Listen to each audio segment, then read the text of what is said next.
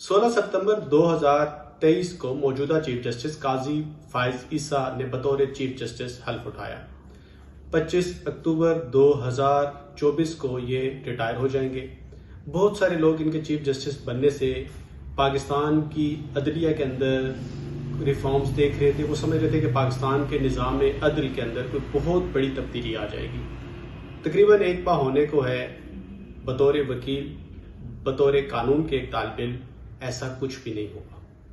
काजी साहब के पास अभी भी 1 साल बाकी है और पाकिस्तान की अदलिया में एक तवील अरसे बाद किसी फर्ज से अवाम को एक बड़ी तादाद में उम्मीदें वाबस्ता हुई हैं कि हमारा मौजूदा निज़ाम अदल में कोई बेहतरी आएगी। ये बात हमें तस्लीम कर लेनी चाहिए और किसी भी खुश फहमी में नहीं रहना चाहिए कि काजी साहब कोई बहुत बड़ी रिफॉर्म्स ला सकेंगे, कोई निज़ाम अदल के अंदर कोई बहुत बड़ा इनकलाब आ जाएगा।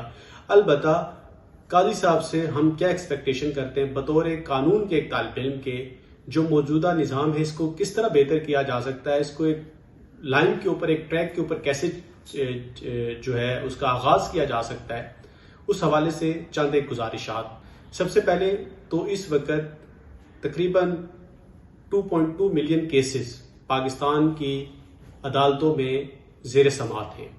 ये एक बहुत बड़ा पेंडेंसी नंबर है। उसके बाद बदकिस्मती से 40% जजेस की जो वैकेंसीज हैं वो डिस्ट्रिक्ट जुडिशरी से लेके सुप्रीम कोर्ट ऑफ पाकिस्तान तक खाली है।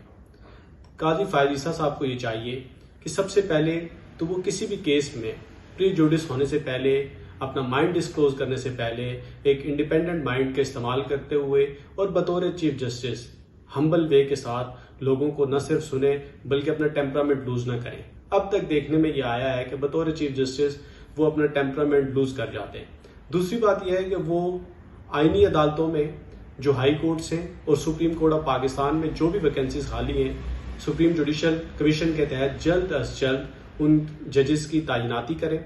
उसके बाद हाई कोर्ट्स को, जितनी भी हमारी जिली अदालतें हैं वो हाई कोर्ट्स के मातहत हैं, हाई कोर्ट्स के चीफ जस्टिस साहिबान को ये डायरेक्शन दें कि वो जो रेलिवेंट रूल्स हैं उन रूल्स के अंदर तरामीम करें ताकि जो हमारा निज़ाम अदल में एक पेंडेंसी है उनमें केसेस का डिस्पोजल जल्द अज जल्द हो सके।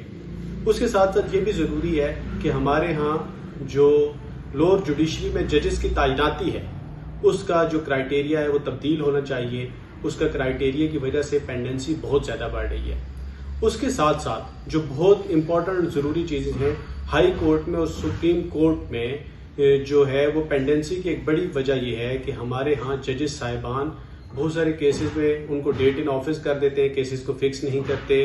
बहुत सारी ऐसी अपीलें, बहुत सारे ऐसे केसेस जो हाई कोर्ट में जब उनको फाइल किया जाता है नीचे से केस डिसाइड हो जाते हैं तो वो अपीलें ही गैर मौसर हो जाती हैं। तो जजेस को एटलीस्ट ये करना चाहिए, काजी साहब को डायरेक्शन देनी चाहिए कि कोई भी केस डेट इन ऑफिस नहीं किया जाएगा, डेट डाली जाएगी। उसके बाद जो है ऑर्डर, ये सबसे बड़ा इशू ये है इस टाइम हाई कोर्ट्स में, सुप्रीम कोर्ट में ये कह दिया जाता है जी फैसला महफूज कर लिया जाता है और हमने माजी करीब में देखा कि 1.5-2 साल बाद फैसले सुनाए जाते हैं। और अब जज को इस चीज का पाबंद बनाया जाना चाहिए कि जज चाहे शॉर्ट ऑर्डर लिखवाए, वो शॉर्ट ऑर्डर कोर्ट में अनाउंस करके अपने चैम्बर में जाए, जिससे कम से कम अपेरेंटली एक इंसाफ होता हुआ नजर आए। और उसके बाद एक मियाद मुकर्रर होनी चाहिए कि इतने दिनों के अंदर जो है ये महफूज फैसला सुनाया जाएगा। और इसके साथ साथ अगर कोई भी लिटिगेंट, ये एक लिटिगेंट का बुनियादी हक है, अगर वो किसी भी जज पर एतराज करता है कि मेरा केस फलां जज साहब के सामने मुकर्रर नहीं होना चाहिए, तो किसी भी मुतलका जज को इसको अपनी अना का मसला नहीं बनाना चाहिए। जो एडमिनिस्ट्रेटिव पावर्स जिन जजेस के पास हैं उन केसेस को फिल फोर ट्रांसफर कर देना चाहिए ताकि फैसला जो है वो मेरिट के मुताबिक हो सके।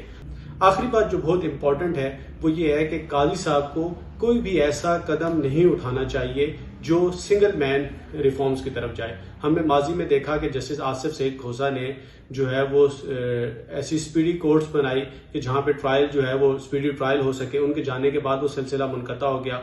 इस्लामाबाद हाई कोर्ट के चीफ जस्टिस थे नूरुल ऐन हक कुरैशी साहब, انہوں نے یہاں پہ آئی ٹی کا ایک سسٹم انٹروڈیوس کرایا. ان کے جانے کے بعد وہ سارا سسٹم ختم ہو گیا. منصور علی شاہ صاحب نے لاہور میں بہت ساری ریفارمز لائی بطور chief justice Lahore high court, لیکن جیسے وہ سپریم کورٹ میں ایلیویٹ ہوئے تو وہ سسٹم بھی ٹھپ ہو گیا.